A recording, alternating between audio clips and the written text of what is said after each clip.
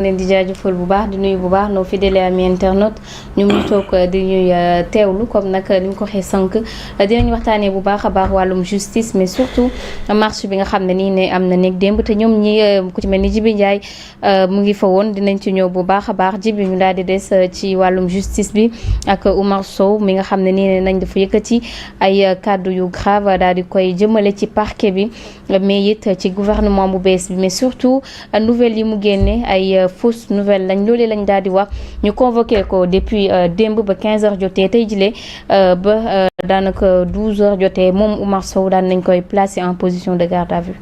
bien Oumar Sow dama koy vraiment mastawu. vraiment di ko seet bu baax et puis di ko jàppale. parce que dafa nekk un homme politique. boo xam ni quelles que soient ses positions yooyu politicien bu nekk am nga say position. voilà c'est d'ailleurs prétentieux de faire de la politique. ba pare bëgg def ce qu'on appelle l'unanimité mënul am ci politique. dafa am penseur bu ko doon wax mu ne j'ai pas besoin d'être un homme politique sans défaut je veux juste être un homme politique vertueux. c'est-à-dire que homme politique bu amul défaut amul. donc ñun ñëpp bu ñuy politique mën nañ jël ay position juum. mën nañu def déclaration juum. mën nañ def ay choix politique juum mais bref loolu yëpp. dafay bokk ci loo xam dafa lay améliorer politiquement.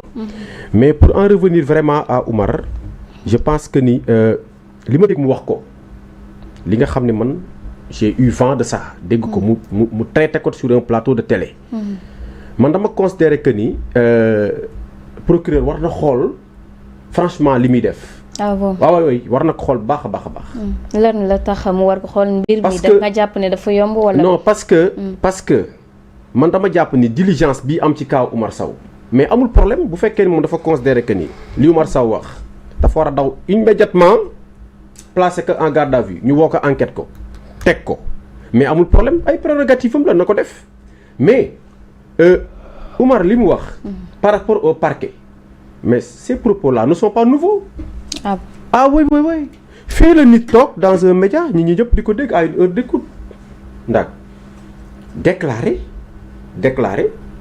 ne magistrats yi ñu affecté mais ñoo gën a dëng rond-point mais magistrats yooyu ñu affecté waxuma la parquet mais y avait le procureur de la République y avait le doyen des juges Maham Diallo yoo xam ni ils ont été affectés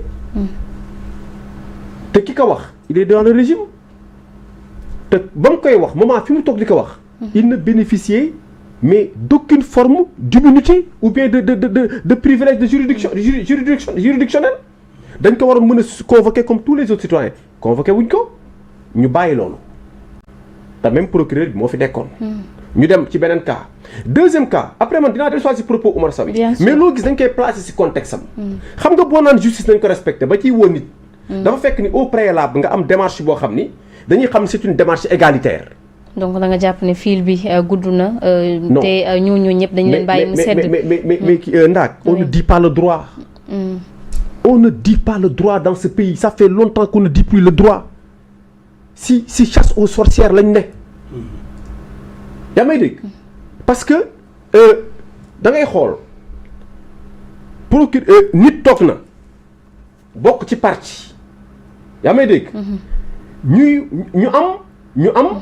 koo xam ni dañ ko war a jàpp en l'occurrence je me souviens très bien Bah Diakhaté mooy le contentieux qu'il a eu avec Ousmane Sonko avec le fameux nouveau délit qu'on avait inventé offense au premier ministre gars yi dem ba tribunal dindi ko xam nga ñoon ci ay caaxaan lañ ne lu amul ci code pénal amul ci code procédure pénale ñu topp ci nit ba pare ay avocat porté ko ba ñëwee juge bi écarté ko ñu mel na ñu jàngul droit bañ demee en procès avant le jour du procès maanaam la veille nit dafa def live menacer la magistrature ne leen ñi ngi xaar jaar fu bon ba kenn génnee Bah Diakhaté mu ñibbi qu'est-ce qui s'en est suivi une vidéo qu'on aurait envoyée au ministre de la justice pour prétendument lui demander comment traiter cette situation là lan moo tax kaawu Oumar Sow on n'a pas demandé à Ousmane Sonko comment on doit traiter ce cas lan moo tax wala c'est pas la même justice ñaar ñi waxante ci justice lan mooy différence justice bi Oumar Sow critiqué parquet bi ak parquet bi nga xam ni le magistrat kooku bokk passé nga xam bëgguma ko sax tudd ce qu'il a dit concernant la justice. donc yow Djiby selon yow lan mooy problème tey justice bi. normalement jeexagul de lu toog dégg. ku bokk Pastef ñëpp ko dégg tudd loo xam ni. c'est-à-dire que boo koy xool di ko évaluer waxuma la diffusion de fausses nouvelles c'est une accusation mooy le cas de Moustapha Ba avec le cas Ndiak Saré. Ça tout le monde l'a entendu. Dégg nga poursuite. Dégg nga autosaisine. Jusqu'à maintenant dégg nga parquet yëngatu.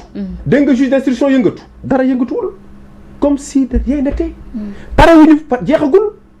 Bu mujj bi les injures publiques. Nit taxaw def ko nit. Mais nga gis li ci am comme feuilleton, comme mascarade et puis tentative de mettre la justice sur une mauvaise piste.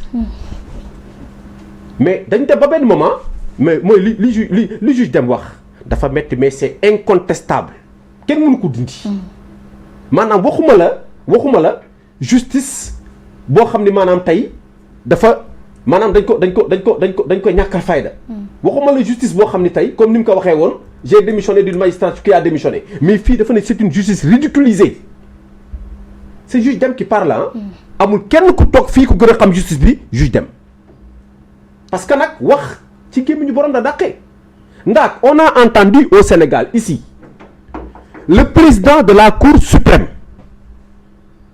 recevant Bassirou Diomaye Faye rentrée solennelle des cours et tribunaux fii lañ ko déggee fii Sénégal on a entendu qu'est-ce que le magistrat a dit. xam nga ñun li ñu daan wax di ko dénoncer dans le cadre de l'opposition xam nga fan lay neexee bu ko magistrat yi waxalee seen bopp magistrat yaa toog ni justice bi amul benn fonctionnement bi baaxul je peux te lire tout ce qu'il a dit je l'ai noté bi ci gën a fës laa lay waxal te dama la koy citer no dafa ne dans le cadre du fonctionnement de la justice et de la carrière des magistrats il n'y a aucune forme c'est-à-dire que il n'y a aucune procédure dans laquelle le magistrat est impliqué ni dans les affectations, ni dans sa carrière, ni dans le fonctionnement de la justice. déggal baax wax bi. fonctionnement de la justice laa la wax de magistrat ne ñoom amuñu ci at xam nga ñoom lan la ñu am àtte ñibbi seen kër. loolu da ko wax devant Diomaye ba pare nag tegal ko ci en conclusion jour rencontre bi. ne ko. quand on aura constaté ces éléments là yu ñu dressé devant Diomaye mu préciser ne ko. Si demain am na ay problème maanaam bu justice bi demain s'il y a un problème wala si demain il y a des situations yoo xam ni ça se pose au niveau de la justice mu ne les seuls responsables seront qui mu ne seront les maîtres du jeu selon ses propres termes les maîtres du jeu c'est qui est le maître du jeu de la justice actuellement c'est Diomaye Faye moom moo nekk président du conseil supérieur de la magistrature il le préside. waa léegi yow mën nga am problème justice ba ñëpp constaté ko di gis failles yi ma la cité nii. nga xam ni chaque ba ko yóbboon tey à la faculté de droit def ko tey des cas pratiques. nga wax lan moo tax nit offensé magistrat yi kenn convoqué wu ko fii nit def offense effectivement wax loo xam ni xëy na ci parquet war a ko wax. ñu convoqué ko léegi da ngay wax étudiant en droit bi nga laaj ko. ci ban disposition le procureur mën a basé wu pour woo kii bàyyi kii parce que nous parlons du code pénal et du code de procédure pénale s'il y a matière à poursuivre dañ ko définir c'est des textes ndaag ce n'est pas soumis à l'appréciation personnelle de quelqu'un non damay terminer foofu rek ce sont des textes qui nous régissent dafa la wax ne la lii boo ko defee procureur nii la war a comporter woo même le procureur est lié par cette procédure là qui est inaltérable boo dee un homme de droit xam nga dafa am benn borom xam-xam bu ko mu xoon Julien Freund dafa ne woon la justice ne dit ni le juste ni le vrai la justice dit le droit c'est-à-dire que justice mën na wax verdictam ndax mën nga d'accord mën naa bañ d'accord amul problème donc elle ne dit pas le vrai la justice mën na wax verdictam nga ne lii c'est juste kii ne la c'est pas juste loolu yëpp mën na nekk mais le droit moom ñu ñëpp la tënk bu ñu waxee le droit tout le monde est d'accord mais dans le cas maintenant de Oumar Sow man dama considérer que ni on a encore une fois mais nivelé vers le bas gis nga la justice du Sénégal actuellement justice du Sénégal c'est une justice qui nivelle vers le bas. Ah bon? On est loin d'être actuellement un pays exemplaire en matière de justice parce que lan moo fi nekk on remarque de plus en plus la difficulté qu'on a à arrêter les gens de Pastef qui chaque jour mais nargue la justice di am ay positions yoo xam ne boo koy dégg boo ko waxoon ci plateau bi tey sa tànk du laal suuf ma ne la Moustapha Diakhaté il a été arrêté pour quel propos pour lan benn propos alku nit toog ci télé sëñ bi soxna si saaga magistrat xas magistrat moo boo ñu bëggee gëmloo ni tey mais Oumar Sow dañ ko war a jàpp ma ne ce placement sous mandat de dépôt man dama jàpp ni c'est abusif parce que non une simple convocation mu expliquer ak ñoom ñu bàyyi ko mu dem këram buy ñëw procès sax mu comparaître libre parce que nag dañu dégg ndax lu gën a graaw loolu déclaration bu gën a incendiaire te dañu fexe ba waa ji génn kaso def garde à vue benn fan Oumar Sow démb la dugg dana fa def vendredi def na fa vendredi dana fa def samedi dana fa def dimanche ñaata jours la loolu loolu du 3 jours démb la dem te bu ñu la bëggee kepp vendredi lañ lay woo fanaan noonu la deux jours ak plus vendredi bi muy 72 heures loolu dafa ñaaw alors que Azoura bañ ko keppee ils ont tout fait pour que Azoura bañ nekk 2 jours de garde à vue de garde à vue 24 heures la def tu as vu les